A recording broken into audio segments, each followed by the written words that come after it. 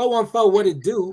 Wednesday night, hump day edition, Outlaw Radio. What's popping?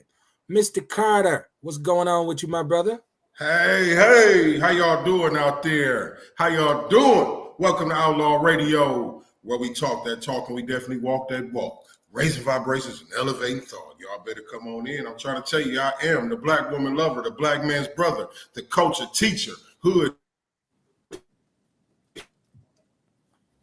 healer, the ghetto witch doctor, your holistic health and wellness.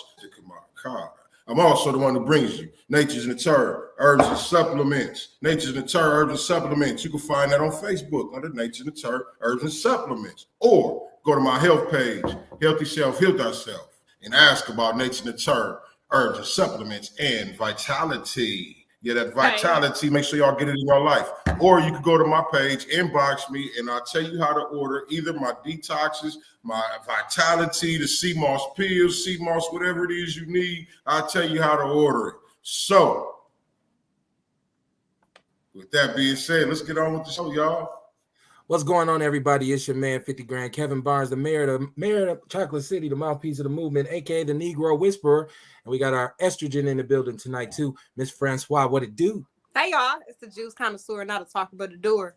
Yeah. So, I'm the owner of Alki's Wellness. I got all your juices. I got your tea blends, ginger shots, all that good stuff, herbal supplements, but also the podcast host of Conversations with Francois, the ambassador of Speak Life magazine, but also one of your favorite hosts on Outlaw Radio. That's me, Courtney Francois. That's what's up. That's what's up. And we always support and big up Black businesses. So if you're out there and you're doing something positive or progressive in the community, please don't hesitate to bang the line. The numbers are running across the bottom of the screen, 262-202-5131. There's also a Cash App just in case you want to donate to what we do to make our vision better. I see you, Ticey Godsey. How you doing? Control C in the building. Listen, we're live on YouTube. We're live on Twitter and we're live on Facebook. Please share the show. Subscribe to our YouTube page. Our numbers suck over there, but it's all good. It'll get greater later. I'm not really worried about it. That's right. I do this for a cause, not for an applause. So, but I do appreciate credit when it's given, and I do understand that the message has to be spread. So it's Outlaw Radio. We normally come to you on Mondays, Wednesdays. We reserve the right to do a Saturday show. I may re-implement the Saturday show. I have some guests lined up that'll come on, and sometimes their only free nights are Saturdays. We'll see. It depends. But we're going to get back to getting these classic hip-hop heads, old heads as Courtney calls them. We're going to get back to getting them on the show because, hip-hop is the soundtrack to my life. Get Spice One on here. I've been trying. And you know what? I am also aware of something that I was not aware of before and how to get in touch with some of these cats. So I'm going to try my new strategy. I've been trying to get Spice. I'm a Spice fan as well. I would love to have a conversation with Spice and a lot of the brothers from the Bay Area. So, of course, we're going to try to get them in. We got a caller early off top. Let's see who we got on the line. Let's see. All right. Caller, you live on Outlaw Radio. You're a little early, but I'm going to let you speak your piece. What's going on? Well, listen, you didn't. I didn't get that link, so I can link in. I'm gonna send it to you now, my brother. I'm gonna send it to you again. Okay. All right. I thought he got it. But we'll see. I'll send it to him again. But yeah, man, it's Outlaw Radio. It's what we do. We like to talk about local stuff, but we also talk about national stuff. We talk about stuff that's serious. We talk about stuff that's funny. You just decide which one you want to compliment or comment on. Like I said, it's Outlaw Radio on a Wednesday night. Bloody Christmas. We're gonna talk about why I call this. I know people like, why in the hell would he call the show Bloody Christmas, right? Well, there's a method to my madness. The news has come down that we are a homicide away from breaking the record for homicides in Milwaukee for the second consecutive year. Now, I'm here to tell you that record had stood since about 1992, a year which I'm very familiar with. It was during the height of the crack epidemic, and so that stood at, I think, about 165 for a very long time, almost 30 years. And then last year we smashed it, and this year we're smashing it again. So it's 200 homicides. Make no mistake, those who are elected in positions of leadership that are supposed to be there to assist and provide answers and strategies are failing us. I'm not saying that it's all their fault, but I'm definitely saying that they bear some responsibility because I see no answers coming from downtown. I see no strategies. I see no outside of the box thinking, and I don't see any improvement or any kinds of additions to our Black economic structure. And we know that poverty is a serious factor when it comes to violence and crime in the community. So it's Bloody Christmas this year, and I know we're gonna go over 200. I hate to say that. I almost feel like to announce that it's 200 and that we're close to this record will make some idiots go out here and say, well, let's get it, let's get over it then. I'm gonna kill somebody.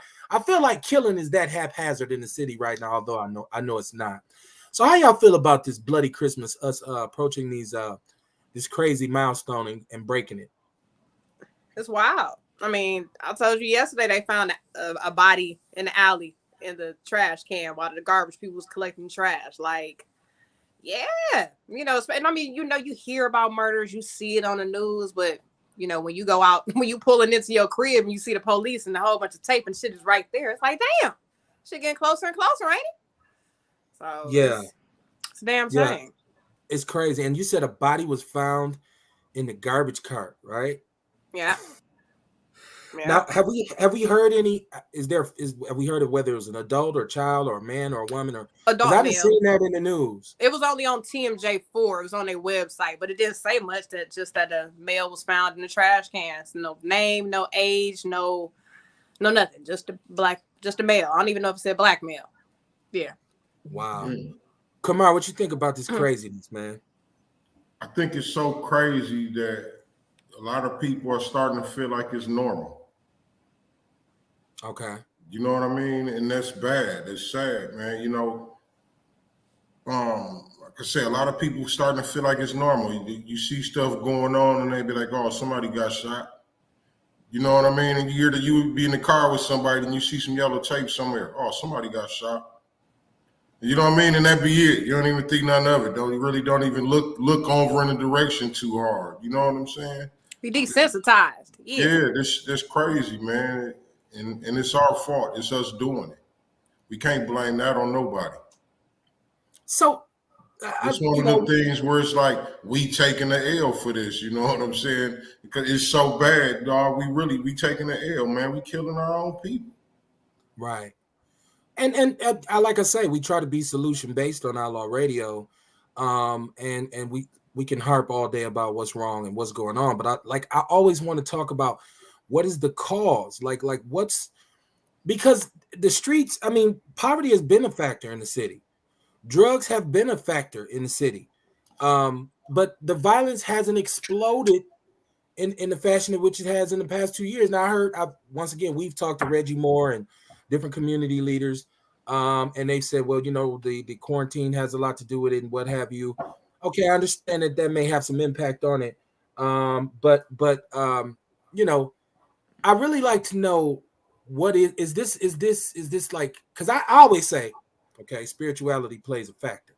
I feel like we're a godless people and God is love, and we don't have any love at all, not for self, not for others, not for our community. The word community, if you divide it up, it says common unity, right? Like, so do we have any common unity? Is there a sense of community in our so-called communities?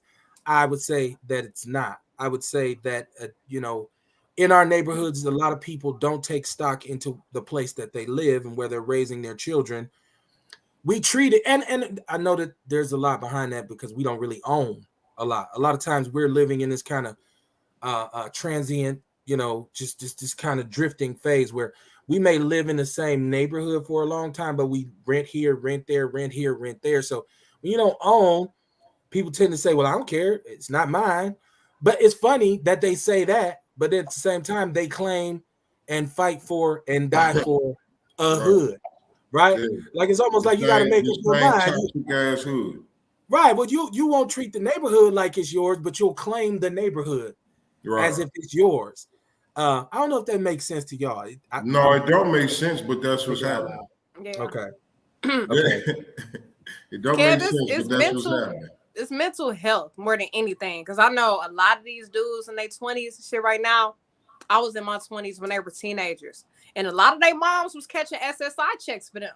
A lot of these teenagers are mentally ill and have issues. I mean, with these young adults now. I mean, but yeah, they started off like that. SSI checks, special ed classes, maybe not even going to school, because I've dated some guys and these were they little cousins, and I saw how they lived. It was like the moms got kids hustling because she really ain't got no good job, catching the SSI check. Just when you sometimes look at the mothers, it's like, I can't explain it, because it's like they don't be bad moms and they care about their kids, but they also don't really like care. I can't explain it. But yeah, mental illness. People are mentally ill. And this dude today, he was talking to me about the movie Apocalypto. He was talking about how wild it was and how they couldn't communicate with each other, so they was busting each other in the head with bricks and shit because they couldn't communicate, didn't know each other. So it's like, fuck it. But that's basically what's happening now. Niggas don't know how to communicate with each other. You may say something, I don't understand what you said, so I'm gonna take it as disrespect,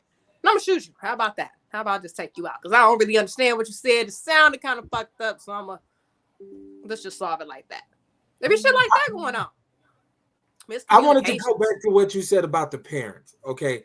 And I hear a lot of criticism about parents, and I do agree with you. I really believe that most parents, their effort is to try and provide the best life that they possibly can for their children. But I am, once again, a former NPS special education teacher, and I do realize that SSI check becomes part of the family budget.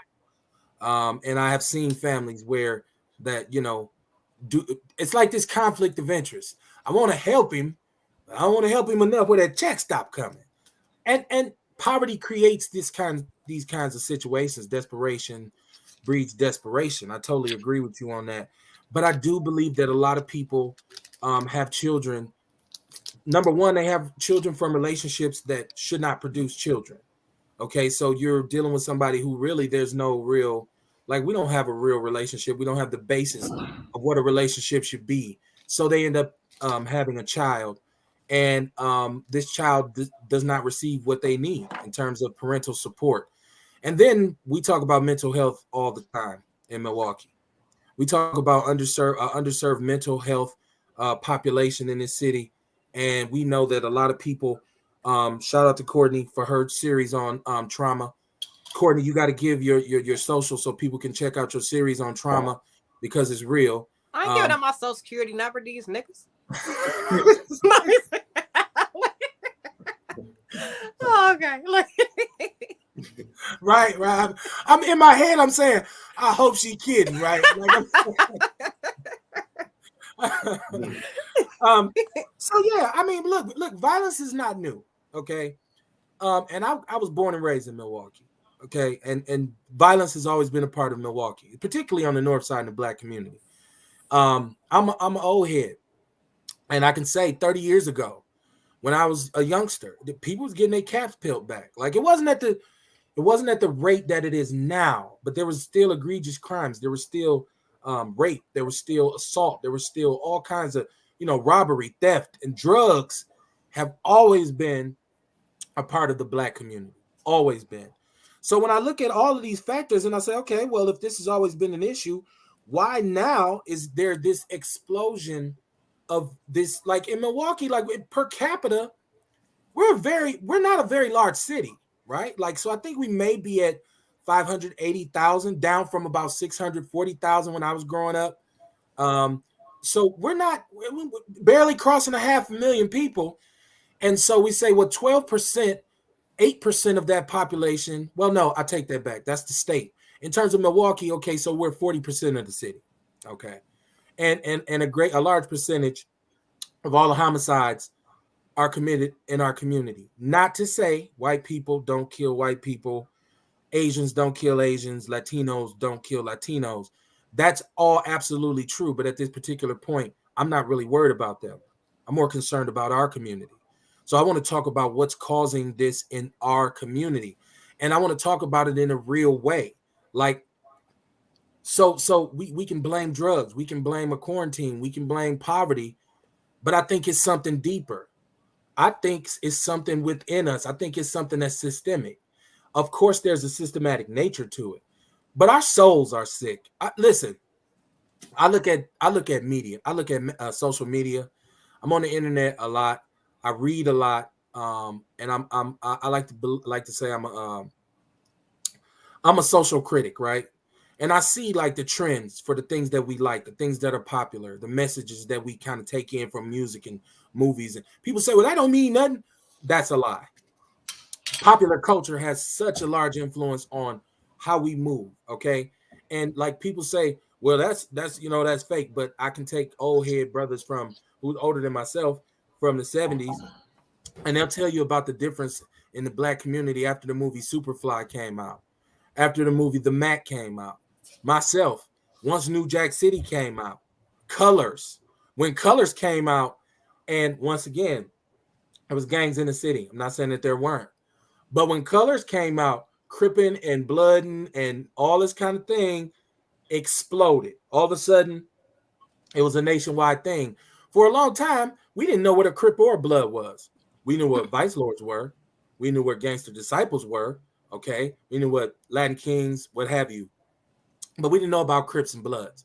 So once that movie came out, that message spread. When I look at Boys in the Hood, right? And that's another cultural movement that came along during my youth.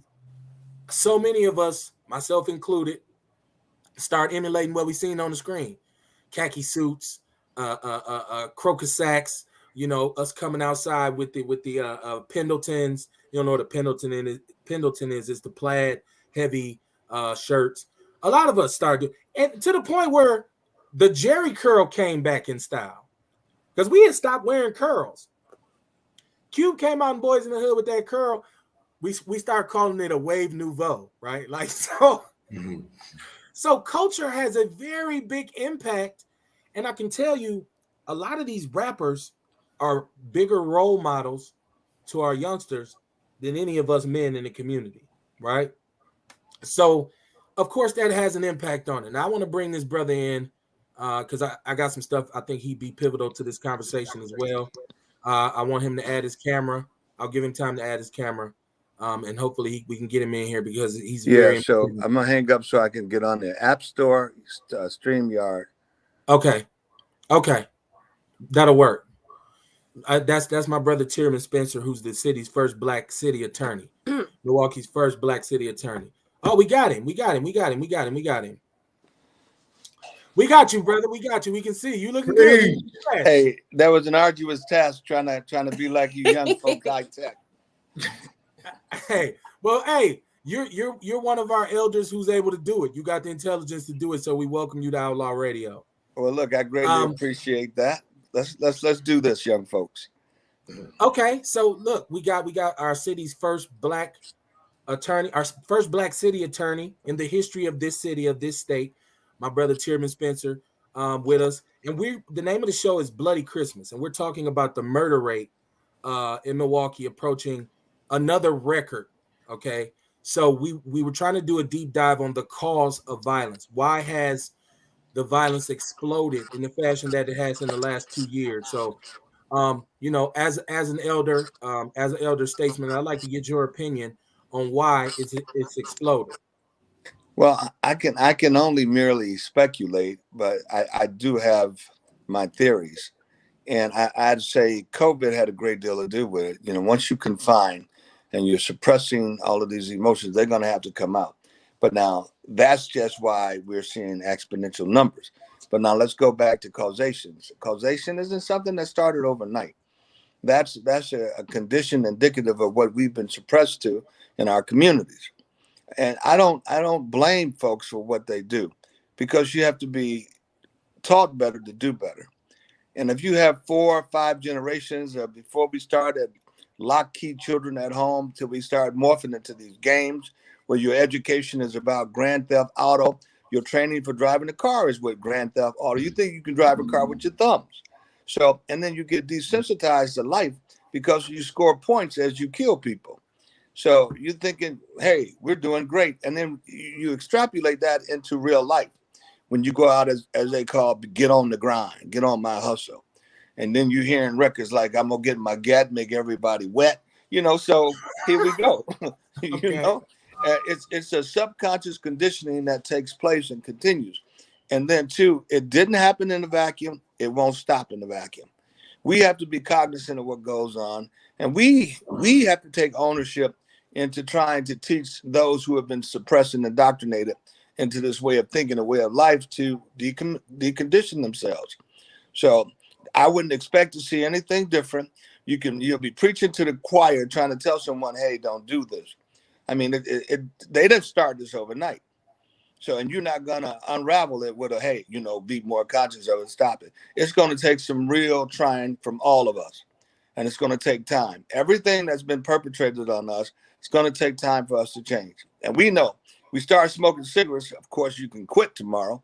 But any habit takes a certain amount of time that you do to formulate it. And typically, to break that habit takes a certain amount of time to change that behavior. So we have to understand that and understand the dynamics of how we learn, how we get conditioned, and roll with it. So you referenced Grand Theft Auto, which is a great reference for where we're at culturally now. But prior to your arrival, I referenced the difference in the black community after Superfly and the Mac came out. Now you talk about my time. Shame on you, young man. So through that, we become indoctrinated to what we see, and we want to emulate what we see. So a lot of times when we're not blessed with being in that environment where we have role models right in front of us, the doctors, the lawyers, hey, we have to emulate what we see. And if this is what they show on us on television, this is what we see, this is how we have to survive and live, guess what? That becomes our classroom. We take the pencil, paper, notebook, and we're going to be the best Superfly we can be, and that's where we roll from. But we have to understand, before we get down on our folks, understand the conditioning, understand where we are. So, I wore stack shoes. Listen, I'm not going to get up here and tell all of this on myself, but I still have one of my cars from back then. So we'll talk about that one of these days. But got the Eldorado? No, I got a 1950 Bentley back there. I mean, down in the garage. Right. Real paper. Yeah. Hey, stop it now. Stop it, Kev. Kev, we can only talk about being good role models today for people because they can they emulate what they see. How many people know your educational level and background? Not unless you tell them. They resonate with the hustle. We have entrepreneurs here that making money, and people listen to that. It's about making that money. And now everything's about I don't want to go there on this radio, but the songs bring that D here. Open up the thing, and it's raw. It's raw. So get down on the flow, right? I mean, and that's my generation. I'm the hip hop generation, but I do I think Tupac said it best. He said we the first ones to bomb and cuss, right? So how did you learn it? I learned profanity from my mom. My mom was what you call a professional cusser. Okay. She could put combos together. She was descriptive with it. Those are her pronouns and her adjectives, right? Absolutely. So I learned that from, and then we just put it to a beat, right? And at first it was beneficial because it was a spotlight shined on some of the things in our community, like police brutality, and with Public Enemy talking about how they had taken our real history out of the public school system, KRS-One. But then it did kind of get bastardized into, the Whisper song and Till Sweat Drip Down My Balls and stuff like that. But I mean, party songs, I guess some people say lighten up, Kev, but you got to pay attention to the messages. And I do want to let people know, if you're just tuning in, it's Outlaw Radio, Bloody Christmas on a Wednesday night, the Hump Day edition. I got my sister, Courtney Francois, the juice connoisseur, my brother, the ghetto witch doctor, Mr. Kamar Carter, and our honorable first Black city attorney, Mr. Tierman Spencer. You probably heard a lot about him. You probably read a lot of stuff about him. Absolutely. We're going to talk about that. That's why I'm glad he's a friend of the show, because he's going to get to tell it like a T.I. is. So I want to talk about the city of Milwaukee, since we got you on here, my brother. Okay. And its failures to the Black community. Because I'm looking right now. Hold on, we got a caller. I don't want to ignore the callers. I want them to be able to speak. Caller, you live on Outlaw Radio. What's your name? Where you calling from? This one, dog, getting this from Man Talks. What's going on, man? What's going on, my brother? Man, nothing much, man. I heard the subject. I had to tap in on this one. I knew you would. Man, in society today, man, and I was just having a talk with my son. My son is 16, and I was telling my son, in our time, you were forced to fight to come off the porch. It wasn't no, oh, you chose to fight or you didn't. It was you had to prove you could live and exist in your neighborhood. I grew up on First and Keith. So, you know what I'm saying? I'm 41. I'm 41. So when I grew up in the early 90s, it was gang banging season. And a lot of these people who come from that era, it's weird because a lot of us who come from that era are now telling the younger generation, like, look, we realized that we was off kilter, we was doing nonsense, and we're trying to stop it. But like my son told me, he said, y'all telling us this, but if you're still doing the same thing or you're not showing us the advancement in your positivity, we not trying to hear that. So, you know, the saying, don't show the right hand what the left hand is doing. That's outdated now because now it needs to be publicized that there are individuals who are doing good. You know, I tell people all the time, I'm a proud member of the ALN, but I don't condone nonsense. I don't condone illegal actions. So, you know, when people are saying that they're part of these organizations and they come from these eras or they have these statuses, it's not about having them, it's what you're doing with them and the example that you're setting. You know, so if you're telling some young guys, hey, I remember when I was gang banging like you, but now you out here standing on the corner drinking and you trying to tell them not to do it, they gonna look at you like, dude, you weird, you know what I'm saying? Right. Like, what are you showing us to go to? You know? And the thing like with OGs, it's a lot of people out here and they have a misconception of what an OG is. An OG is not someone who tells you to go commit a crime. An OG is not someone who tries to get you to be a part of the gang life or the organizational life. An OG is someone that tries to get you to see the morals and the standards that was originally set for those organizations. Because the morals and things that were set for those obligations were community. All the lits and oath from most organizations came from community standards of uplifting the community and saving the people in the community. They were made for protection. And then individuals came and turned it into something else. So the organizations and the meanings of them never changed. The people that were claiming them and having control in them changed. Right. No doubt. No doubt. I agree with you. You know, the old addict of do what I say, not what I do. That's all water under the bridge now. So I totally agree. Right. And I do agree that a lot of these organizations, because I know that a lot of gangs historically were formed to protect the neighborhood, but they then became a pariah to the neighborhood. So I totally agree. Now you do a lot in the community, my brother. So tell the people what you got going on in the community right now.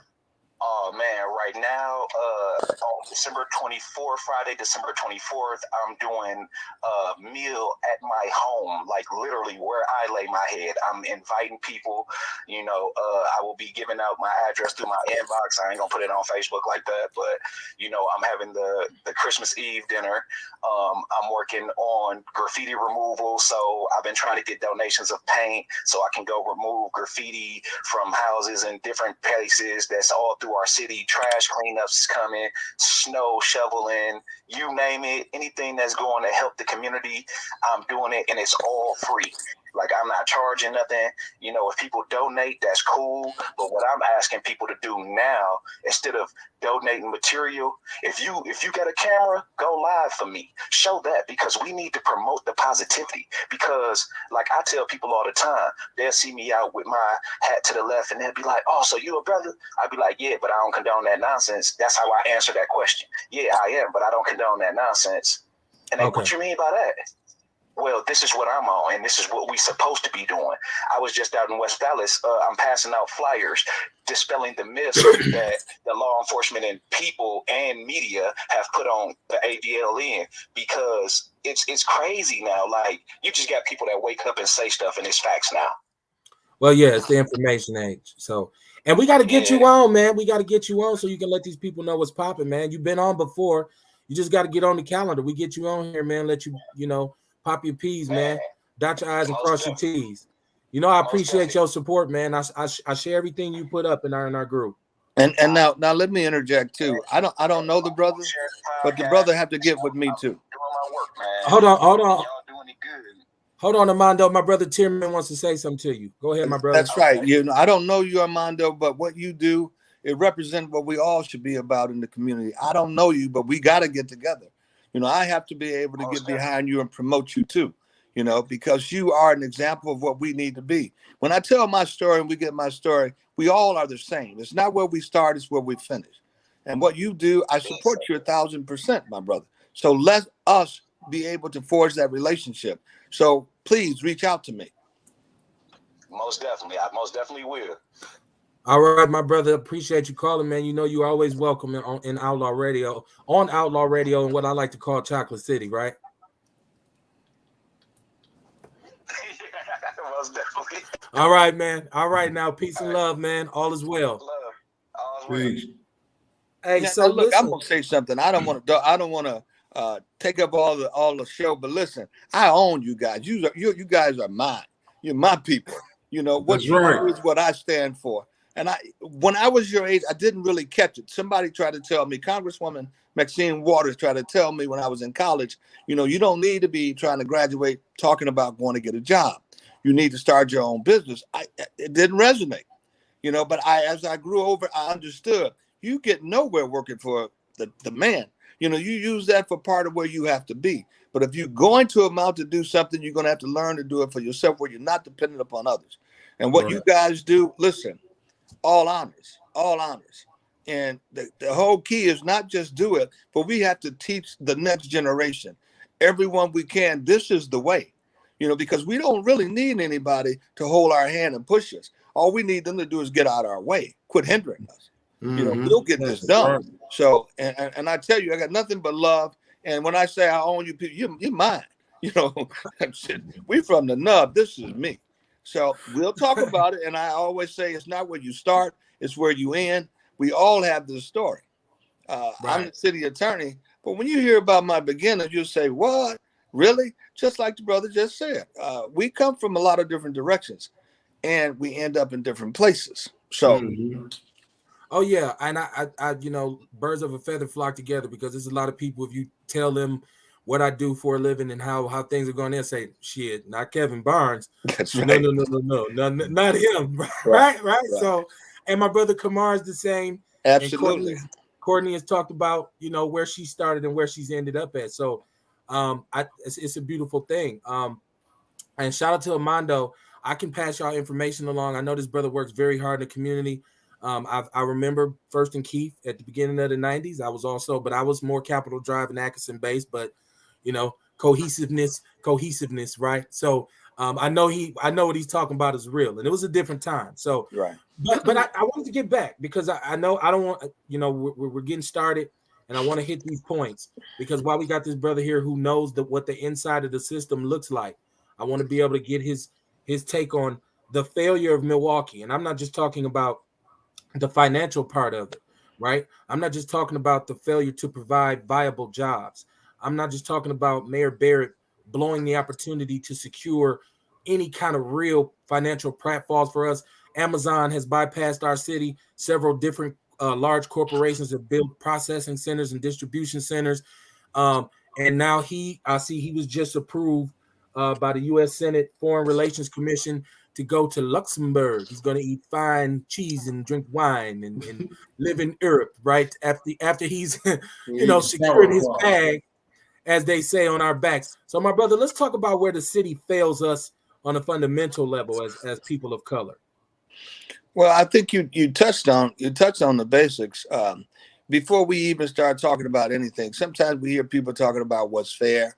And let's first put that on the table. If we're looking for fair, go to the state fairground. We are in America.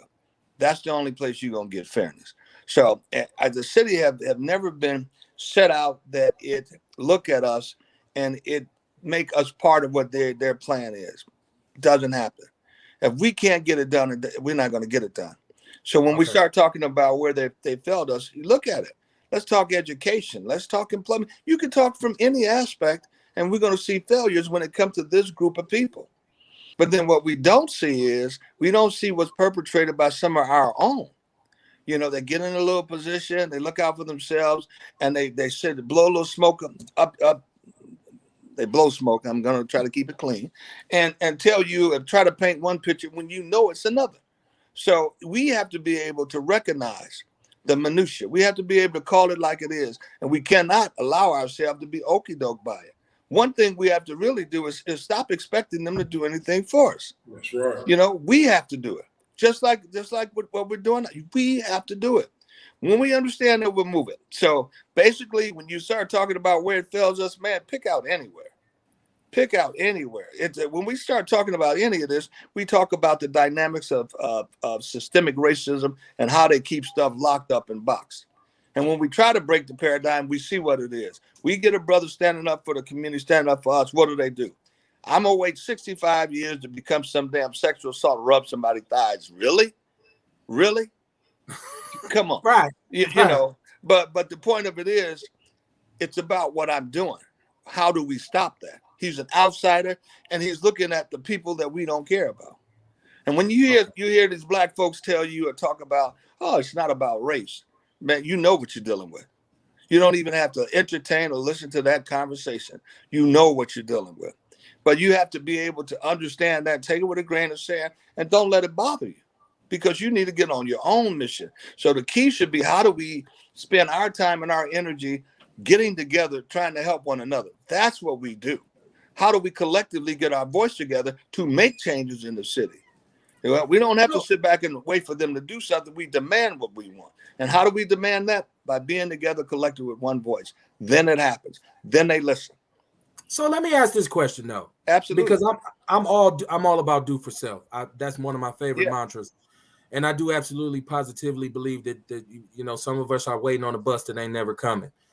But there's an expectation here because of the amount of money that we pay, that we give as taxpayers, right?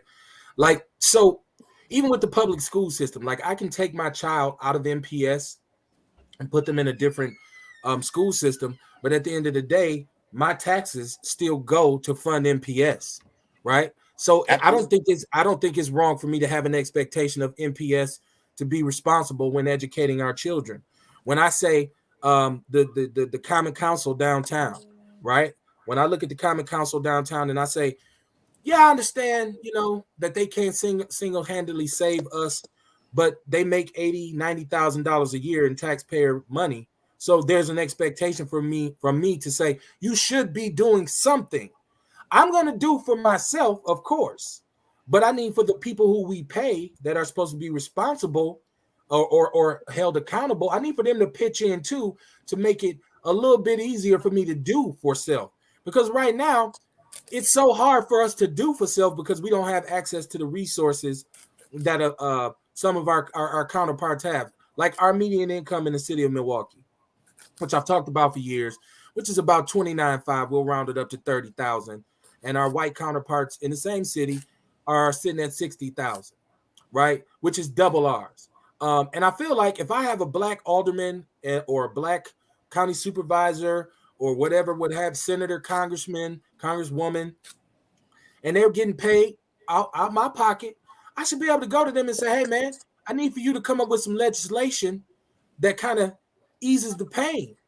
That's why we have you there. Like my political hero, Adam Clayton Powell, was about being responsible to the people. Absolutely. He passed more legislation for black people than any other black leader we've ever had. And he represented Harlem, and he fought some of the most egregious racism in Washington, D.C. that we've ever seen. Some of us ain't even seen it at that level. But all he ever did was come up with solutions to problems. And I feel like some of our politicians, and I don't want to turn it into browbeating politicians. You but should. Like some of them, since we don't hold them accountable, like, you know, we don't hold them accountable enough, because Milwaukee is a name brand city. Right. We vote for name brands here. You don't got to really do shit. You're going to get our vote if you're from this family or that clique or that, you know, we know how this goes, right? Like, so you look at the COGS and you look at, you know, all these different kinds of black elitists. And that's one thing. Like, I see a lot of black elitism. How do you have black elitism in a city where 50% of the people live below the poverty line? Man. Right? So Kev, let me drop something that's not going to sound too popular right now. Okay. Got to understand that. I'm going to take it back to when Obama was president. Obama couldn't get any policies passed the Senate because he didn't control the Senate. When we talk about the council, we look at that. We had we have 6 African Americans and 8 others, and then one shouldn't even belong to the party. But the point of it is, we have to have the majority in order to get stuff passed. You have to. So think about it. Don't be camouflaged at no point whatsoever because somebody's skin is the tone as yours. And look at their record. Where do they go for? Now I'm gonna tell you, I've had a chance to interact with these politicians, and I'm gonna tell you something. The ones that we're mentioning and the ones that I'm gonna tell you, it's hell, man. It's a battle. It's a war.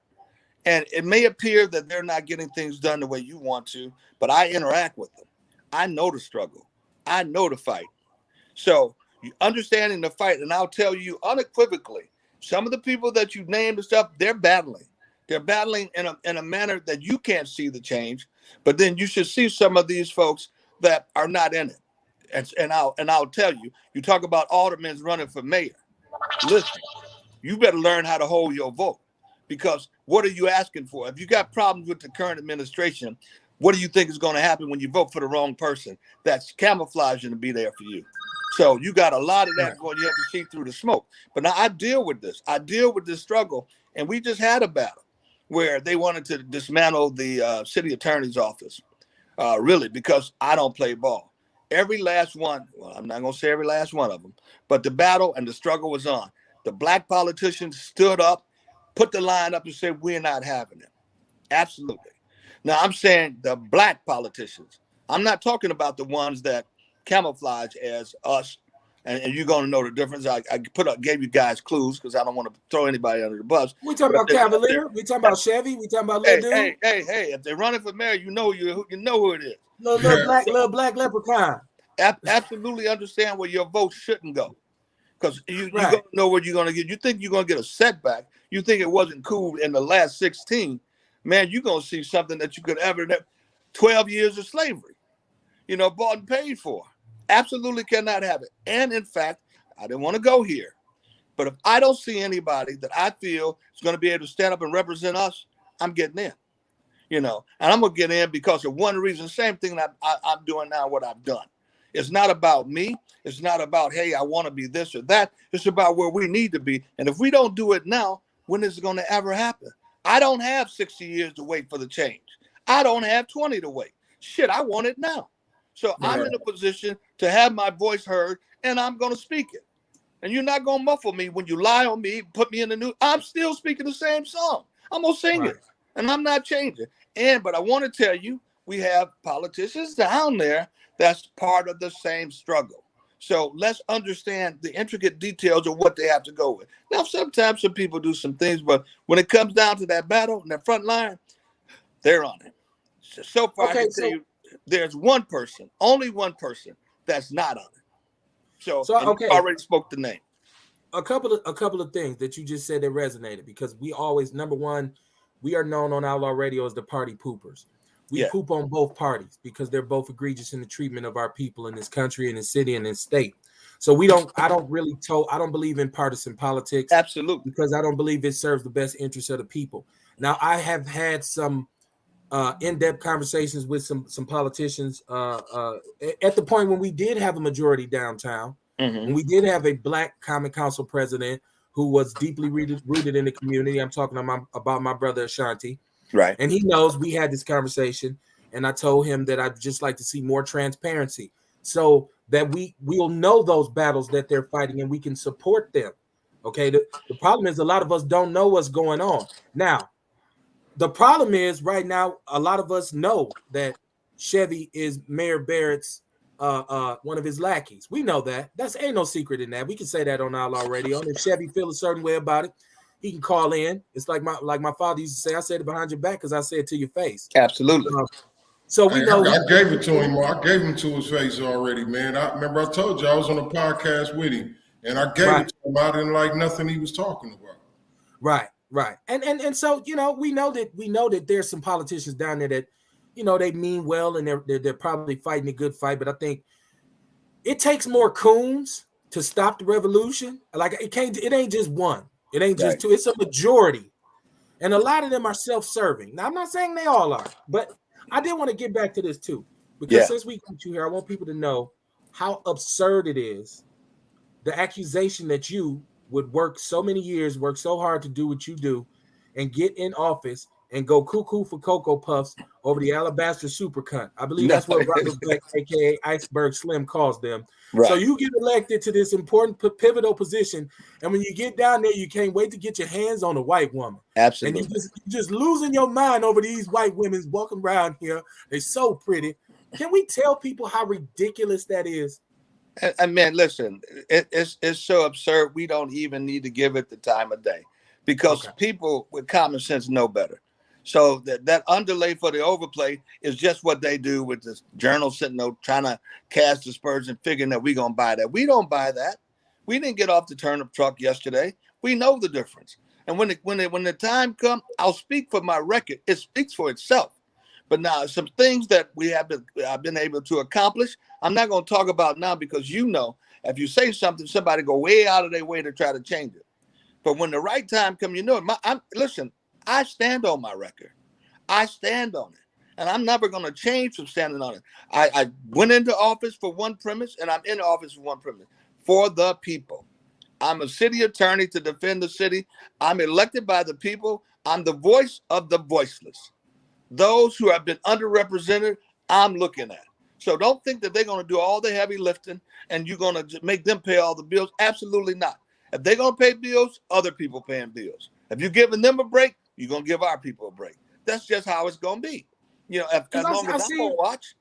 I've seen so many articles. I've seen an article where people are quitting because there's just this toxic environment and there's so much dysfunction and oh man, this black guy's just making a mess and a mockery of this office and I'm like, the shame on the Journal Sentinel for not being subjective, right? I mean, for not being objective. Like so, it's obviously slanted. It's obviously the closest thing you can ever come to a tabloid that exists.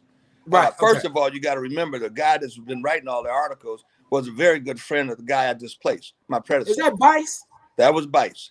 Dan Bice is a good friend of Langley. And he told me when I came in, expect this is coming.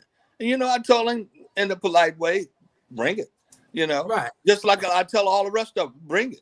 What do you want? You think I'm going to bow down, shine your shoes? You can kiss my ass, Right. So however you want to do it in the boardroom, the back room, or on the street, let's do it. But, there's a certain decorum and etiquette we have to do this. So we have to understand that. But then, too, what they underestimate, that we're dealing with intelligent people. You know the difference. You know the difference. You know good and well if something that ain't right. I'm accessible. And I'm not going to blow smoke and whistle Dixie. I'm going to be there and I'm going to speak upon it. So what they write, I can't do anything about it. I write an article, they won't print it. They take it and change it the way they want to. I do an interview, they change it. They slice it up and say what they want, put a question in, and whatever answer I said earlier, they'll take that out, put it anywhere they want to. We already know what the game is. But the key is, Kev, what I do is what I do. And it's going to be real soon when I start talking about my record, because I think this race that's coming up is very important for us. We have to understand that if we don't stick together this time, I mean, we're going to experience retrograde in a fashion we've never seen it before. You think it's bad now, it's going to be super bad. You talk about what was in the 70s.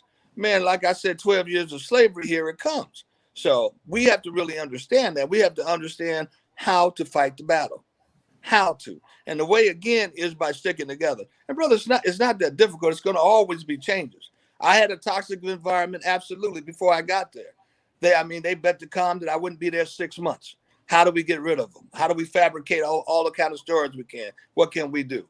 Still standing, So what else can we do? It never changed. And then the last story you heard about, he asked me to do something. And I have to go, really? What I did do was I went out of my way to try to make that office as liberal as I could. And I hired the LBGTQ plus XYZ, to bring them in. Traditionally, they have not had a place in the office to give an opportunity. That's what I did. And then this is what they did. It came and told blatant lies about something I told to do that there is absolutely no merit to. Now, I'm not supposed to talk about the whole issue, et cetera, but hypothetically, when people know that they're on their way out, can't stay in, they try to do anything that they can for a little glory to go out and fabricate stuff. So that's you can't fire me because I quit. Yeah, right. And take this Right. with it. Take this Right. with it. Really? Okay. So But that's okay. So Christmas is coming, and my sister, she stepped away because she wanted to have a conversation, and this is something that Kamar referenced the other night about the pressure of the holidays for people who don't have a whole lot to Right. try and do things for their children, because we all want our children to have a good Christmas. A lot of people go into debt, with Christmas and spend money that they don't have. The credit card debt in America, it's ridiculous after the holiday season. Like, and most people spend the whole year trying to get out of that hole that they've dug for themselves. And we just talked about the impression that images and the media leaves. So when you turn on the TV and you see Santa Claus and you see Rudolph the Red-Nosed Reindeer and people giving gifts and Christmas trees with gifts everywhere up under them, we start to say, well, this is the spirit of Christmas.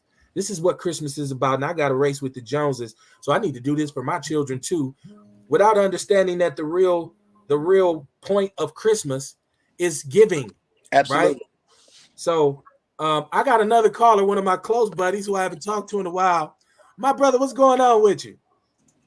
Man, just having a lot of work done at the house, just a whole bunch of bullshit. You know what I'm saying? It keeps you busy. You know what I'm saying? So you live on Outlaw Radio, my brother. I got my brother Tierman Spencer here. I thought you was watching. So we're live right now, and I got Tierman on. You got anything you want to say? This is my brother Chris Johnson from Kingfish MK. I know, Chris. Yeah. Hey, Spencer, how's it going? Hey, life is great, babe. No, that's good. That's good.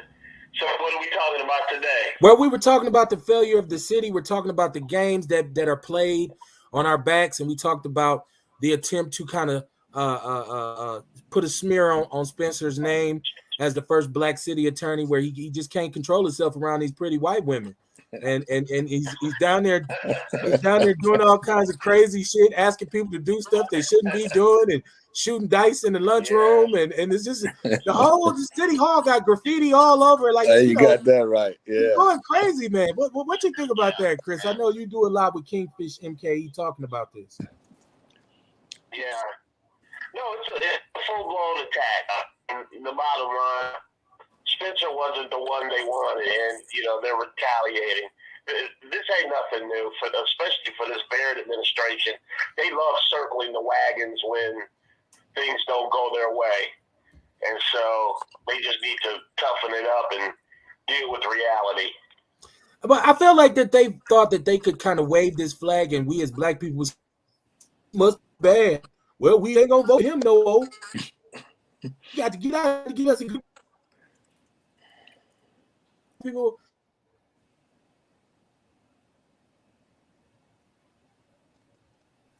You fading out a little bit. What happened? Uh-oh. Cab, you froze. Uh-oh. Okay, well, since Cab is froze, let's go back to the issue about Christmas. I think Christmas should be geared for brothers like you to educate these young folks about their temple and how they can keep their temple healthy. Right. That's what we do. And when we talk about detoxing shots, our Christmas shouldn't be about spending money and commercializing buying toys. It should be redirected and focus on health and preparing the young minds and bodies. And you, my brother, you have products out there just for that. Those are the kind of things that we need to pass on and educate. Instead of trying to buy them a toy, let's get them educated on the herbs that they need to help keep that temple and that mind in tune. Those are the kind of things that we need to be shifting gears on, really. Definitely. Yeah. You're exactly right. And that's one of the things. And I really love this time of year. Because, see, I get to promote a new start. Absolutely. On a health journey. You know what I'm saying? Like, personally, I really feel like any day is the best day to start. I don't care what time of year. You got that right. But since that narrative goes around this time of the year, I like to use it and ride that wave. You know what I'm saying? To help push what I do. And so now, brother, this is what I'll do. So I got a local barber that, I spend money and get haircuts for underprivileged children. I'd like to put my money into providing these underprivileged people with your product. Right. or to detox some of them. Why can't we Right. start doing that and start educating? We So, definitely can. and I'm all for, you heard that, Kev? That's where my Christmas dollars are going to go, not on toys, but on that. So that's what And I don't want. forget, my sister Courtney does the same thing. Courtney, Well, better represent you. didn't I Yep. just include her? Didn't I say detoxing? I Yep. Well, she included got her. it. I She wouldn't got a put her bunch out. of it. Yeah. Well, You know. absolutely, Oh absolutely. yeah. So You that's how mentioned I'd like to spend my money. detoxing. That's what we do. Hey, Right. so tell me, where do I sign up to spend my money on these kind of products for our underprivileged, so we can start helping educate them? That's Christmas. Right. That's Well, Christmas. We don't get in here and get a toy that we tear up. Let's start thinking about where we need to be well, tomorrow. Mr. Spencer, all you got to do is call Hey, listen, man. me. We can make it happen, man. Kev had the number. Let's hook it up. Let's Bet do that. it. And you're Bet Yeah, not going to be I'll able to pass it. call me right away. Text me, then call me. But I'm there. Right. Absolutely. So, Kev, I'll pass all the information. I definitely will. I see we got this brother and Courtney. We had referenced what you had said you wanted to talk about with the people going into debt for Christmas, and just trying to get the GI Joe with a kung fu grip when they really can't afford it, and trying to do for the kids, and then that that kind of ups the crime too, because there's a lot of people out here like, look, I got to get this money because I got to buy these gifts and provide these gifts. So that's how we kind of got into avoiding the I'm gonna give you some toys. Right. We also, what people don't understand too, with this Christmas, with all this stress, you know what I mean? This is bringing on physical problems, physical health issues. Yeah. You know what I mean? Stress, the cortisol that stress causes, you know what I'm saying? The rise in the body over so long. It's going to give you high blood pressure. It's going to give you diabetes. It's going to do all types of stuff. It's going to cause arthritis, all types of different illnesses. You know what I'm saying? So like Christmas is stressful. So it's unhealthy too. Okay. I want people to make sure that if they got something to say to the brother Tierman or to my brother Kamar, my sister, the numbers at the bottom of the screen, the cash apps at the bottom of the screen. We changed our look. We changed our service. Our website it should be up and running any day. I got to talk to the brother, and we're going to have Alky's juices and Nature's Nature herb products on there, as well as some Outlaw Radio merchandise. We get back into the hoodies and the hats and stuff like that. And I'm not really trying to get rich off of this. I just want to make sure that it's presented in the best possible way, because I'm on a mission to build our own Black news network.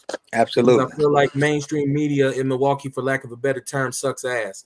And they don't represent us at all. And they don't tell our stories. Why you said that here, and I'm going to keep throwing some of these little tidbits in that we have to know and we have to repeat and resonate.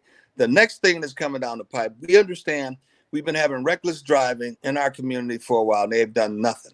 And we can even connect that to the no chase and a whole bunch of things that got there. But the point of it is we're there. So that's going to become the next political move. They're going to start trying to blow smoke up your behind and saying, hey, I got the plan to fix this. Don't believe the hype. We can start, we prosecute this. Hey, listen, some people are going to start trying to use that topic for political gain. See through it. It's nothing. Now, I'm going to tell you, I'm totally against reckless driving, and I understand the magnitude of it. Now, here, you may not agree with this, but my position is, shit, if you're reckless driving and running a light, take your ass to jail right away. Because you can't take a license, you can't take a car. As soon as they get another car, they're driving it. They drive without a license anyway. How do you learn? You have to deter the behavior. How do you do it? Go take some time out and wake up. And the more you offend, the more time you spend. But my thing is, we have to administer it evenly. I don't want just people in the urban area going to jail because they're recklessly driving. Shit, give that to everybody. Everybody get the same penalty. Right. So and until we get to there, we don't have anything. Don't put a Band-Aid on a gunshot and start talking, I'm all for this now, shit, because you're trying to run for office. Hell no. Where were you the last 2 years, 3 years? You haven't spoke up on it, but now because we want to vote, now it's a good time to think about it. Right. We have to really realize the smoke that they sent us. And, I'm trying to stay clean. Guys, I don't want to say bullshit, but I just did. Anyway, believe me, the language is usually a lot more blue. Trust me. We know what we hear. So And what again, I don't try to soft pedal it. I don't try to sell you. When I tell you I'm no different than you, we cut from the same cloth, we cut from the same square. We are. Just because I'm in an office doing a certain thing, hey man, you should know where I come from, and let it never be a doubt what I stand up for. Never. If you find me or find my body on the lake while I'm nude, drenched in alcohol, don't believe that shit that I was out trying to take a swim at 2:00. I don't swim and I don't drink. So some more of that touch and thigh. But now, guys, I want so bad to tell you so much about my record, but I can't do that yet. We have to strategically talk about it. But I will take you offline and talk about it. And some of the things that I've done, and you see what happens when I push it, how the retaliation comes. You can see it for weeks at a time. I'm on the news every day, but the same old no story. Every day repeating the same old no story because they're trying to push something else out of the way. We call that the underlay for the overplay. Look left because we're coming right. But trust me, if we get more people doing what I do and the opportunity to be in office, we'll start changing Milwaukee to the way it is. We need that mayoral seat. Think about it. The mayoral seat, the city attorney seat. We got to have that 8 votes on the council too. We get that 8 voices on the council, we got Milwaukee. Now we can start turning this around. We don't have to tolerate this crap that they shove down our throat. We don't have to talk about, well, we got a reckless driver. We can start correcting it. We can start fixing it. And we don't have to worry about what they say, whether they like it or not. They have to go along with it. But we have to get to that. Yes, sir. I feel like we got to get this DA thing too, because that was my next topic. Well, you're 150% right. You're 150% right because you know what that is. Mm-hmm. You know who Rittenhouse. We just seen that case. Right. Well, Chisholm is under fire now. This is something we've discussed on Outlaw Radio too, because Chisholm has never, chosen to charge any of the law enforcement officers who've committed these egregious acts, and nobody really cared. Nobody really cared. I mean, and I seen a report that said he hasn't charged, I think, about 60% of the felonies that have been presented him by the MPD. I don't know how true this is, and I'm glad you're here because you probably can give me some clarity. And they said he's refused to charge. Well, he actually charges people disproportionately. So he charges black offenders at a higher rate than white offenders. But the main thing for me is that it wasn't an uproar about him until Waukesha. Once Waukesha happened, and then white people got upset once Waukesha, and they said, now we got to get rid of him.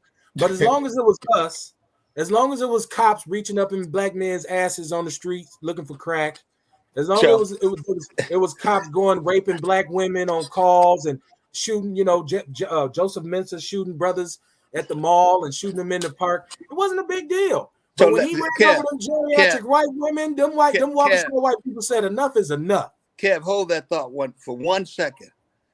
How many of those cases have you heard since I've been in office? Don't answer. Think about that later.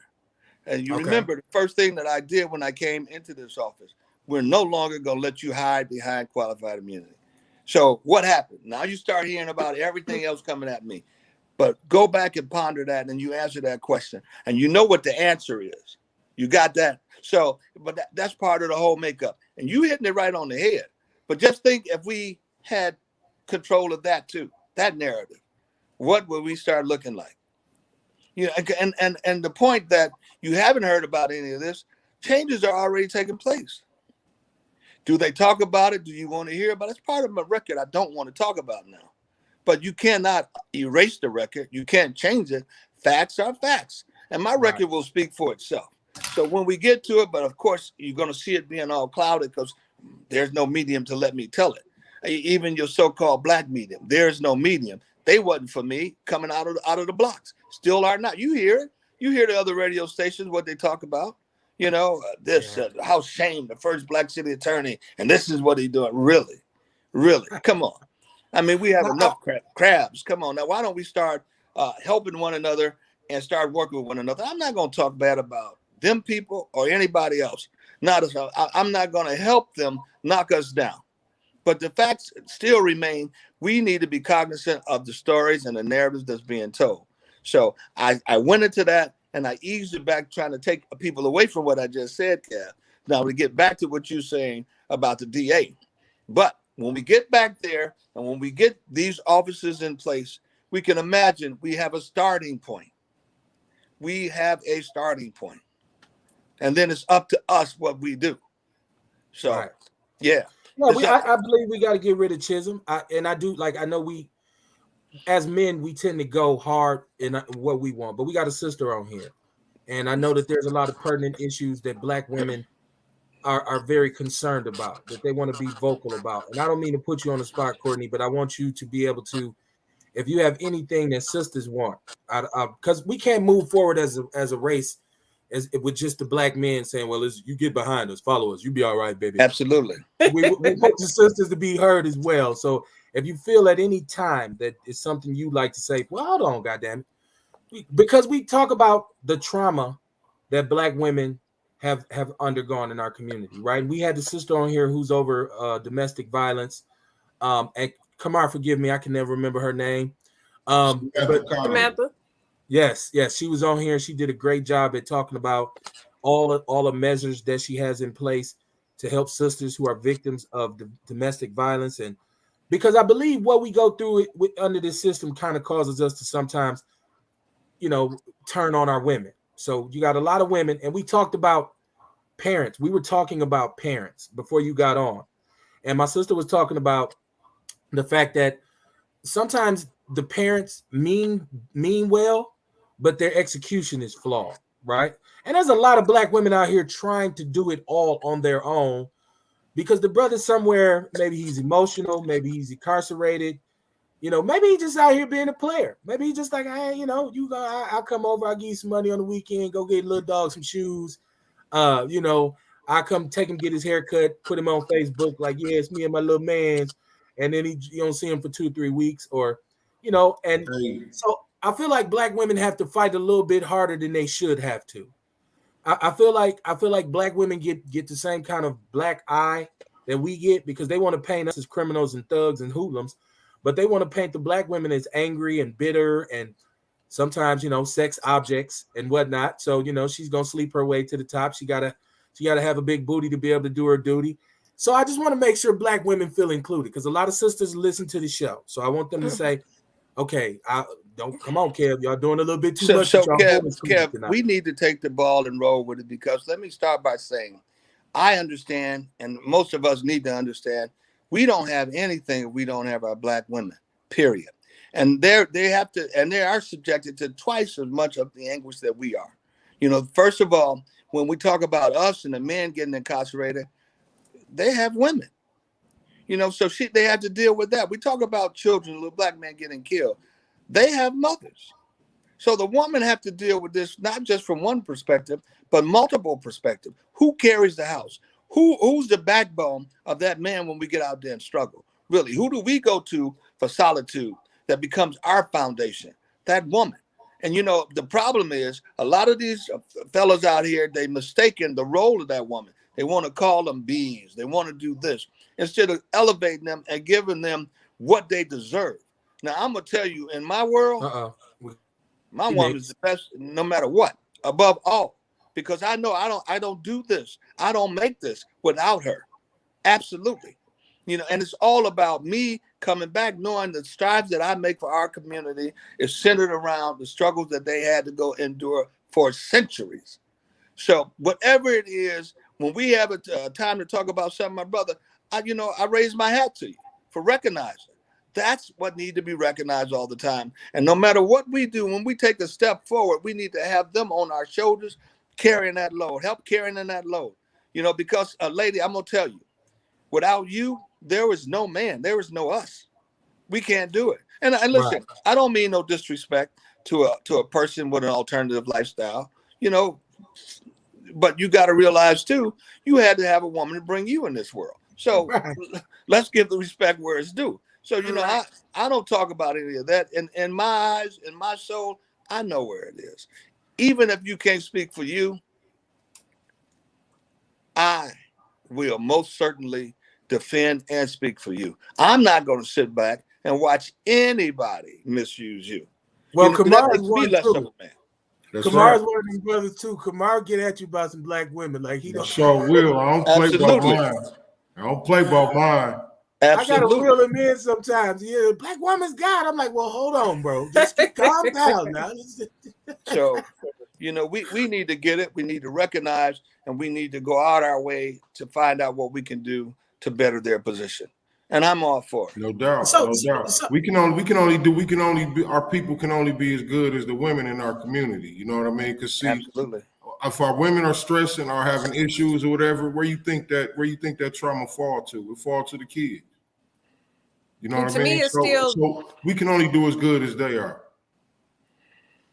to me, it Go ahead, still all Courtney. goes back to mental health. I mean, to me, that's a big thing because I think about the different women. We talk about the teenagers and the kids out here, but when I think about the women, we have an adult family home for mentally disabled adults, and we've hired and fired a lot of women, and the women that come through there, the older women, just the mentality, the drama they bring with them, the rah rowdiness, and they're older, so it's like these are the mothers of these teens, these young people that are doing the stuff they're doing.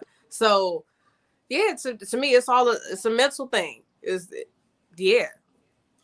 And like I don't think a lot of brothers understand. You put your woman through stress when she's pregnant. That baby pops out with that trauma and that stress right on his head. So you wondering why he's snapping out in kindergarten. It's because you was doing the fool with your baby mama when she was pregnant. I say baby mama, but I should say mother of your child. We got that bad. That baby mama title is. I think that's something we wear too comfortably. Like, well, my baby mama. No, like brothers don't say, the mother of my kids. You say, who is that calling you like that? Man, my baby mama. It's a negative connotation. Just like when the sister say, it's my damn baby daddy. It's like, he's not the father of your children. He's your baby daddy, So these kinds of titles that we wear they're negative. I do want to touch on this too, because I'm getting confused about gender. Okay. And I seen this the other night about somebody who said they were non-binary. And I looked this up. I know this don't got nothing to do with what we talking about, but I'm gonna say it anyway. Somebody explain to me what the hell is non-binary stuff. Like if you're telling me I'm born without a gender, okay? And so that means you basically can deal with a man or a woman, whichever you prefer. Once again, this is not a knock because I'm not a homophobe, because I'm not scared of gay people. To say a homophobe would indicate that I'm scared. And I'm surely not what they call them, a transphobic, because I'm not scared of cross-dressers either. But I'm saying if you're going to tell me that you're non-binary, which means you can have a man or a woman, I would think that meant you were bisexual. But I also think it's very goofy for you to say you don't have a gender, but to get with somebody, and if that person is of the same sex, you say you want a child. So you go and get a child by, if you're a man, a woman, if you're a woman, a man. So I just was confused about all the definitions of gender and this is all legal now because now we got to have bathrooms. Look, sometimes you go out, you don't know who the hell gonna be pissing next to you. Yeah. You walk in the bathroom, I'm like, well, I'm careful. Like, I might walk in and see a woman standing at the stall, like, what up, bro? Whoa. So, hey, but I'm gonna tell you though, man, I don't think I want no transgender man going in the bathroom with my daughter. I definitely would. That shit suck. Yeah. Right. Listen, guys. With all due respect, I am an elected official, right? Right. We know Timmy can't comment on that. So this is a topic that I can't even be on the periphery. Timmy, like I got enough problems with the white women downtown. Hey, here on Outlaw Radio, we do have a disclaimer. Yeah, but not everybody understand what the disclaimer is. So we used to say it, we don't say it no more. Right. Give them the disclaimer, Kev. Give them the disclaimer just because. The opinions expressed on Outlaw Radio are solely those of the motherfucker that said it. Know who to be mad, right? Your beef is with that individual. Right. Look, I don't want to keep y'all all night because I know my brother got to go. I want to make sure my sister gets a chance to pop whatever she wants to pop, promote her podcast, whatever she has. So, Courtney, what you got coming up? Y'all know I got the OMG Awards on Sunday from 2 to 4 p.m. The next podcast will be Wednesday. It pops on at midnight. And yeah, you can catch everything as far as wellness on the website, alkieswellness.com, Alkies Wellness Shop on IG, and Alkies Wellness on Facebook. Yes. Come on, what you got shaking, homie?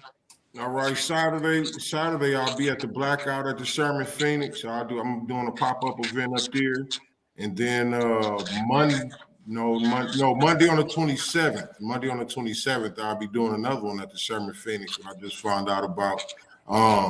No, actually, this is one Sunday and that one on the 20th. I got a lot of shit going on, man. I need to be looking at my calendar while I talk about this.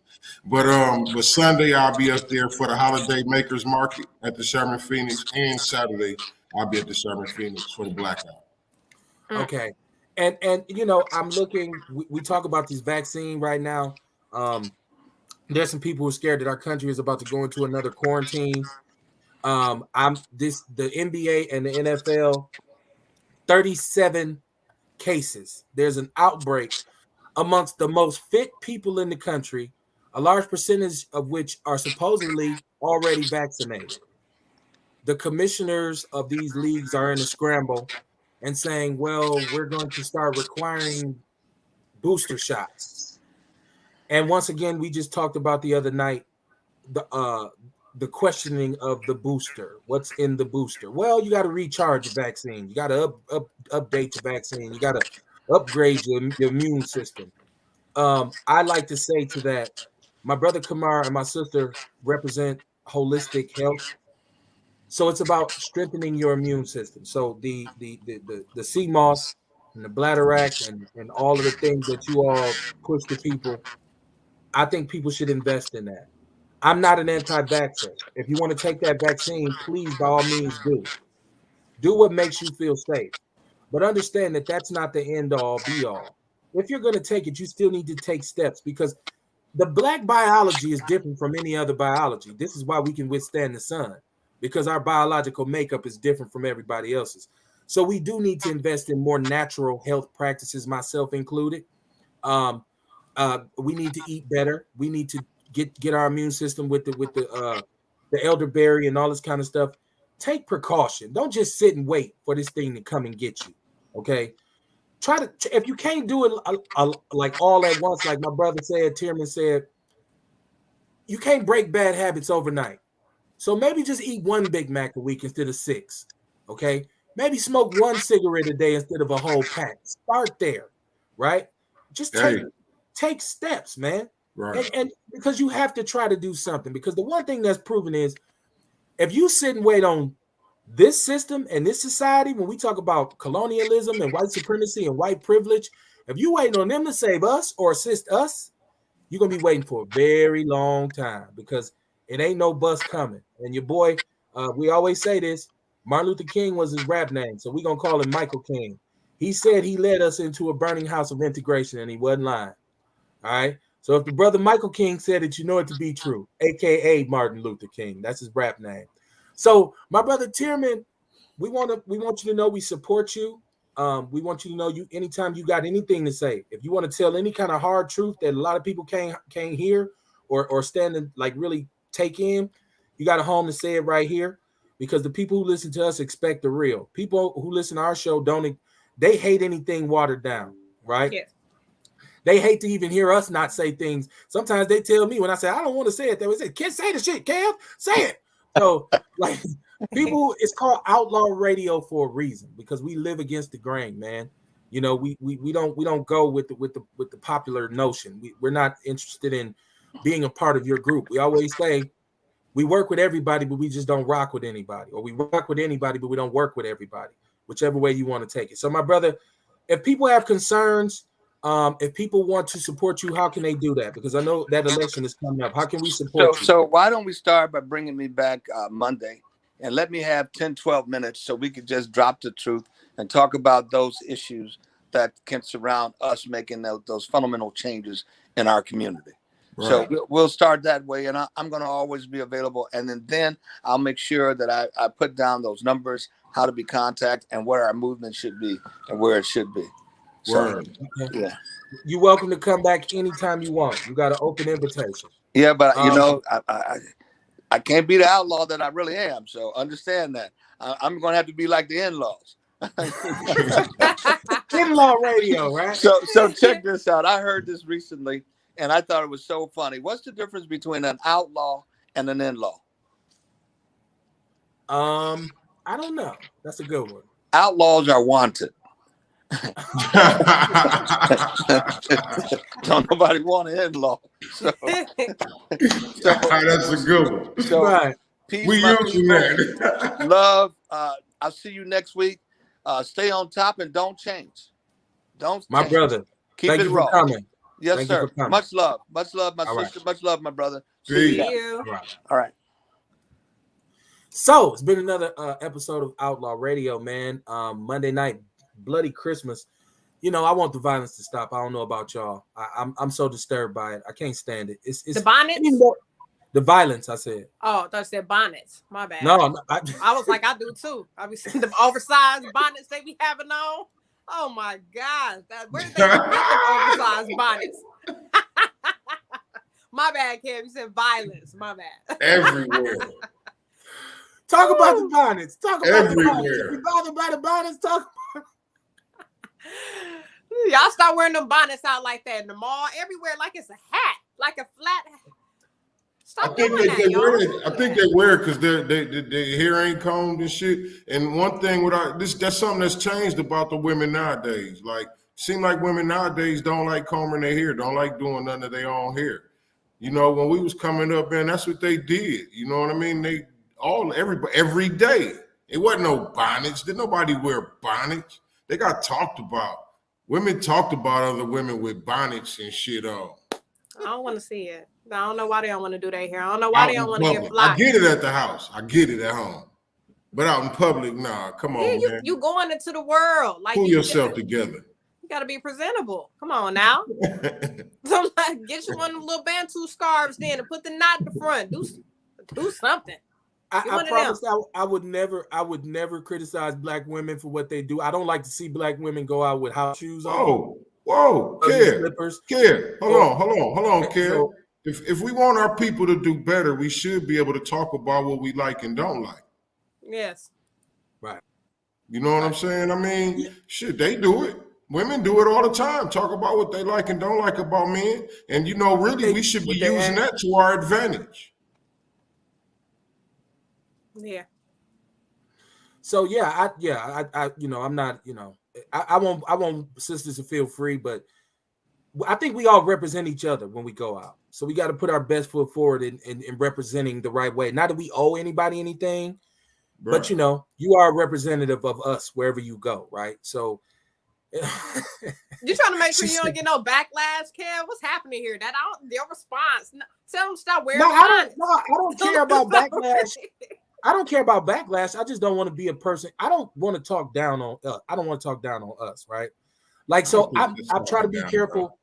I see a lot of stuff that we do out in public that I'm just like, oh yeah, I talk about it every time. I do too. That shit ain't right. It be like, hey man, stop doing that, man. Right. I mean, we trying to evolve in the right direction. You know what I mean? That's true. That's true. Take them goddamn bonnets off. What's next? If what's next? You know what I'm saying? If we don't say nothing about the bonnets, what's next? Like, don't even come beyond. They going back to Jerry curl bags. Right. Well, but even sometimes without the bonnet, some people try to. The bonnets is better than the Jerry curl bags, though.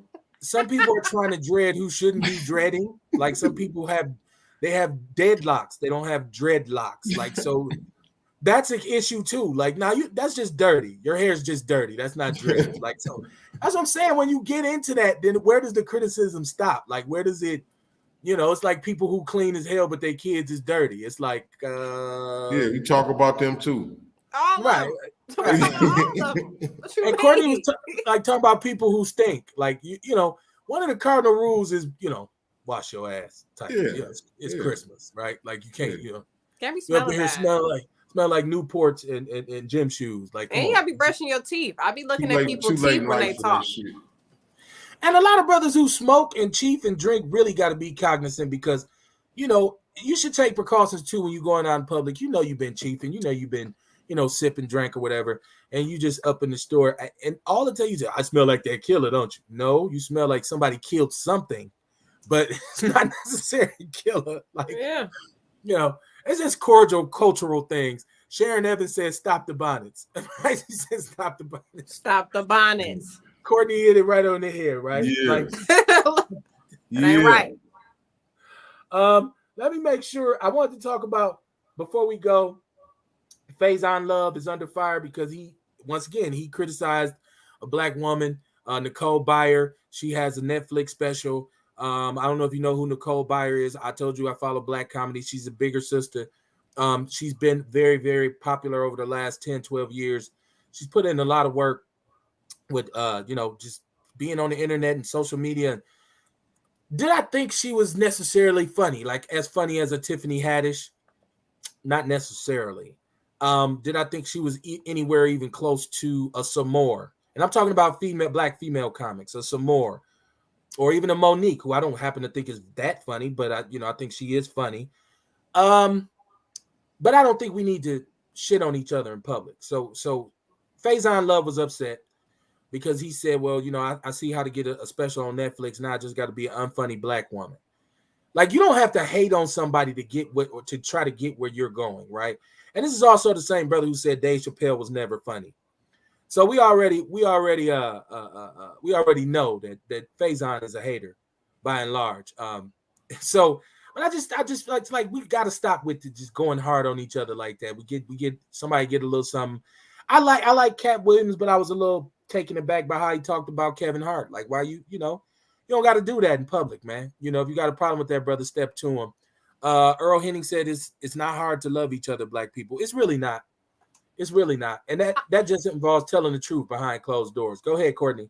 I always say Martin ain't funny in public all the time.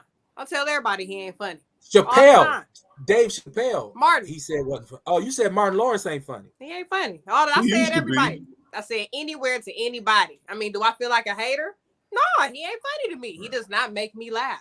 I think in that time he was funny to me, but like now when I watch Martin or whatever, some of the stuff is funny on there. You know what I mean? But Martin not like it was funny. back then.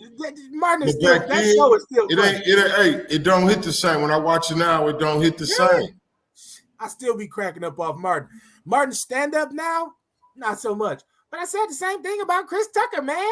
He's not funny anymore even to me. I did it again. I did my Chris Tucker. Like, y'all didn't even peep, right? And then the thing is, I guess, I don't know, with social media, it's like everybody's so sensitive, you can't say nothing. You can't post your opinion. Your opinion goes viral.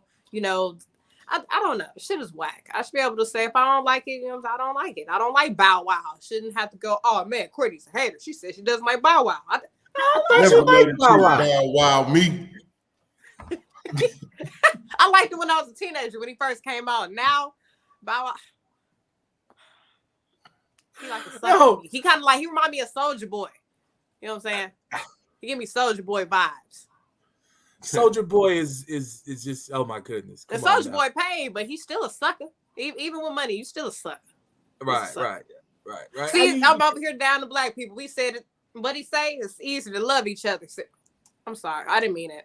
But okay, so where's that line at? Because so you don't have a problem with Faison Love taking a dump on the sister because she ain't funny. Just like I said, Martin ain't funny. Is that me shitting on a black man? No. But Martin paid. But at what point, hey kid, but at what point does it change? You know what I mean? Okay, from I don't like something to I'm hating. You know what I mean? Like, that's what I say. We should be able to express that we don't like something. I mean, that's okay. I just think we got to be careful what we take to the other side, right? Like, so I think it's okay for us to critique each other one-on-one. And I think maybe that's why we need more platforms. So if we're going to say this to each other, we can say it to each other and have it. Like, I feel like every time we take our dirty laundry and give it to them, then they can spin that narrative and they can play off of us a little bit. Well, yeah, but I mean, okay, look, here's another situation. How we do the top 5. Right. And somebody mentioned one that we'd be like, oh, no, not mine. You know what I'm saying? Like, Eminem can't be in my, hell no, ain't no way in hell Eminem gonna be in my, I mean, ain't nothing wrong with talking about what you don't like. I mean, if something ain't your preference and I mention it to somebody, I mean, again, at what point is it hating? Well, I think that black people we kind of pioneered taking it above and beyond. Because we don't just say we don't like something. Like Right. we We ready add to fight a extra shit to it. motherfucker. We ready to fight it. And it's Right. a Whack fact. his motherfucker. I don't like him. He sucked. It's a Right. fact. Fuck that hoe ass nigga. We're gonna That nigga- exaggerate it. It's gonna That be nigga a whole bitch, right? He be like, damn, what's this? Right. You don't even know him. Okay, he's not funny. We get it. Yeah, the motherfucker, man. I heard the motherfucker there. But black And he people don't pay his child support. Right. I heard the motherfucker, right? You and Bernie Mac said I heard the motherfucker, right? So you know, but we take hate too far. Like it's just like, man, I seen a post the other day, and it was by shout out to my homie Mikey Deacon Davis. He said that he said things you whisper in church and go. I swear it's still people posting on there about church people, right? So like we got the pastors, the black pastors are upset about the way the city is taxing them right now. They interrupted the common council meeting. They bust up in there. It's like this ain't fair. And somebody said, why they ain't do that about none of these black people getting killed out here in the street? You know what I'm saying? Well, yeah, talk about their money. Look, they bust me in for that though. Hey man. Talk These about taxes. that money. How many black kids in your congregation's family done got took out by the police and y'all ain't came out there? Right. How come y'all ain't down at the common council sweating them about that shit? But y'all gonna sweat them about this tax money? Fuck out of here, man. They need to pay that. If you're gonna listen, if you're gonna be religious, you're gonna be spiritual, whatever it is, man, stick to the moral code. Stick to the moral code. You know what I mean? If you're gonna do right, do right. If you against what's wrong, be against what's wrong all the way around the board, whether it's to you personally or to your people. This is what the church is supposed to be about. This is what the mosque is supposed to be. This is what all these places are supposed to be about. okay. Supposed to be about the people, man. You know what I mean? Get down for the people, not just for yourself. Yeah. Yeah, because people aren't really, black people here ain't really supporting the pastors. And this is one of the reasons why, though. Like, hell, we going through hell. We've been praying and everything. We ain't getting nothing. We ain't that. I mean, come on, man. Come on, pastor. At least have our back out here. I told you, Pastor Harvey, he was over Africa for the longest. We kept having guest pastors. I'm like, damn, he ain't coming back. Living his life. I'm like, I want to go. Once again, the point that was made was very good. I'm a PK, so I'm the one on the show that big ups Jesus, and I believe we need a little bit more Jesus in our lives and a little bit more prayer. But I have to say, it is very peculiar that with all that has happened over the last, I just say 10, 12 years, you have not really heard a collective voice. We've heard souls to the polls. We've seen Look, there goes some more political shit. We've seen some clergymen show up at some visuals, as black people call them. I call them vigils, but black people say I just had the visual, man. It was terrible. But we've seen them show up at those things. But my days of being frontline boots on the ground activists, one of our biggest oppositions was the black church. I recall we did a cleanup on Atkinson. We made the Arabs who had purchased Lena's on Capitol Drive. I told you we went in there. We caught them selling expired meat to the community. We went to the one on North Avenue. Same deal. Gauss. It was Gauss. They bought Lena, so it was Gauss, right? And you know, we brought a lot of light to that, and black people were upset. They were saying, you know, leave our Arabs alone, leave our people alone. But so we went on Atkinson, and we said to all the churches, we're going to shut them down. The churches wanted no parts of us, right? So what they had to do was basically Gauss admitted that they were selling this meat. They issued a public apology on 98.3. We made them pay for a community cleanup in which we recruited 50 young children. We started on 8th and Atkinson. We went all the way down to Capitol Drive. We picked up on both sides of the street, right? I had 20 or 30 on this side. King Rick, Daryl Farmer had about 20 or 30 on this side, and we were cleaning up. We had people with big pickup trucks was putting bags of trash. We got to St. Mark AME, and they were coming out of church. And I've never been looked at with more disgust by black people than I was. We had on all black, of course. We had on the Panther regalia, and they looked at me like I was a piece of garbage. As a matter of fact, there was one older black lady who turned her nose up and said, "Get out the sidewalk." And I said, "Ma'am, these are children cleaning up the neighborhood." She gave me a and went on across the street to her car, right? Since then, Atkinson has gotten progressively worse. Hasn't been cleaned up since, and it's more trashy now than it's ever been. And that's my neighborhood, so I can speak on this.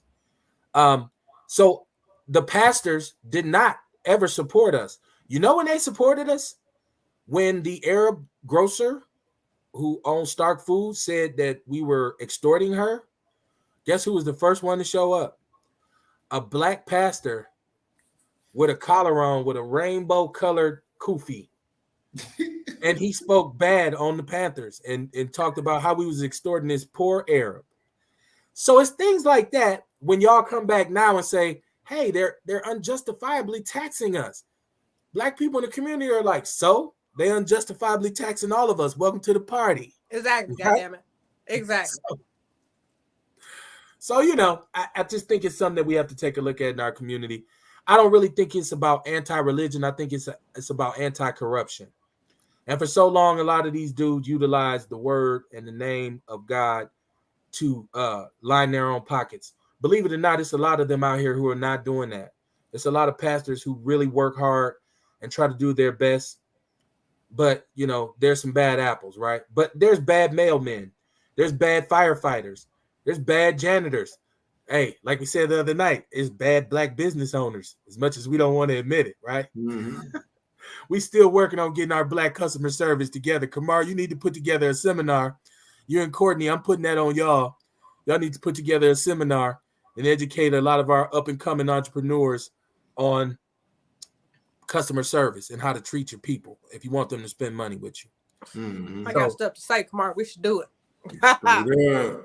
We should do it.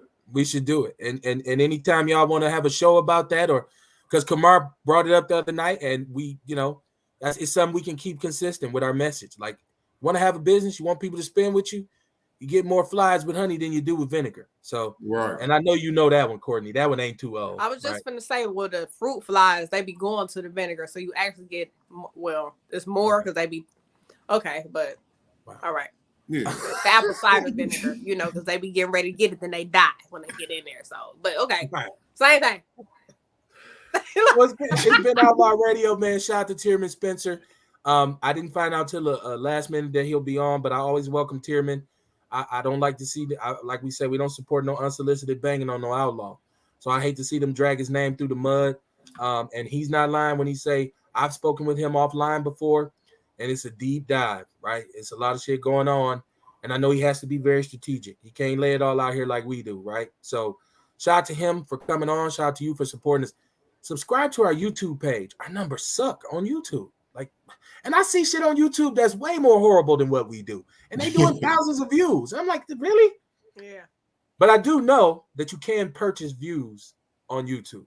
So I'm not saying nobody's doing what. I know you can purchase views and likes on YouTube. So just like you can do on any other social media platform. And I know how to do it. So I'm not saying we're going to do that, but you know, it don't make sense when I see, even here in Milwaukee, I see people do. We should do an auction.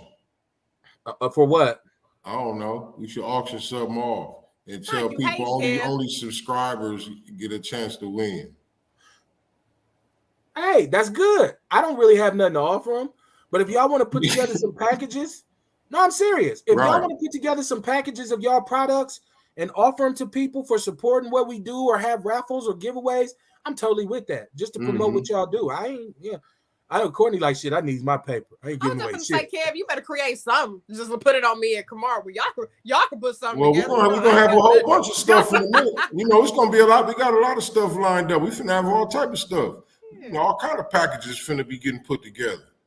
Yeah, we can do the outlaw merchandising or whatever. It's just about right. Hey, my brother Earl Henning said a 65-inch TV. Right. Earl on the TV. I don't know if he been had his eye on it. Hey, he been had his eye on the TV. Right. I'm gonna be giving away a floor model, the old 70s in the wood, like the big wood one. where you got to turn it like this. But yeah, man, support what we do, man, because it's all about representing you all, man. I appreciate my brother and my sister for what they do in the community. We're gonna get the Outlaw Radio merchandise back up and popping, button down, scullies, hoodies, t-shirts, how we had it before. Sometimes you just got to hit reset because sometimes your suppliers get a little bit too greedy. They don't want you to make no money. So if it's like that, it ain't no need on me doing it, right? I'm not trying to pay for your kids' tuition to go to Marquette. It is what it is. So, but that's going to all be back in effect. TheOutlawRadio.com is coming. It ain't going to be no excuse not to support us. And shout out to everybody in Milwaukee who has a platform. I really appreciate how everybody says, well, I got something to say, I'm going to say it. My only point to you would be to get ready to be consistent and plan long term, because this is not something that you can do quickly. And it's not something that's fly by night. If you commit to bringing information and messages to the people, it has to be a long-term commitment. And it's not always easy. It's a labor of love, but it's damn sure labor, right? So with that, we get to the point of either you're with us or against us, right? Sometimes you got to figure out what side you're on. When we bring a black politician on here and you've been reading every day how he or she is so crooked and so wrong and so bad, maybe you need to question where that information is coming from. Maybe you need to say, am I a little bit too pro them and anti us? Because if you are, then that puts you in the category of your criticism outweighing your contribution to our community. And when it gets to that point, your ass is a coon. Peace and love, man. Courtney, Kamar, I appreciate having y'all on. You know, we always have a good time. We're off Saturday, but I got Mac Mall coming, the Bay Area's finest, Vallejo, Country Club Crest. I know Courtney lost. You see, I was like, Courtney lost. Courtney said, who? You see, I know some hood niggas named Mac Marv. I'm like, Kev ain't talking about them. So no, I ain't talking about him. I'm talking about Vallejo Mac Mall. I'm talking about the real official Mac Mall. Vallejo Mac Mall. He a pimp? No, he's a rapper from the 90s. Classic music with Tupac, music with Spice One, 40 one of the Bay Area's finest. And he'll be on. I'm talking to his people. A lot of our classic hip hop artists are in our radar right now, gonna be coming on because they want to get on YouTube, they want to get on Twitter like us and get that coverage and get that exposure, because it's hard to sell music when you over 45, right? So you need all the help your ass can get, right? Unless you're a white rock star, then you can go until you 70. But it is what it is, man. Peace and love, man. Support Alky's Juices, support Nature and the Tur, support Tierman Spencer, support yourself, man. If you don't believe in something, your ass gonna fall for anything. I see y'all when I see y'all.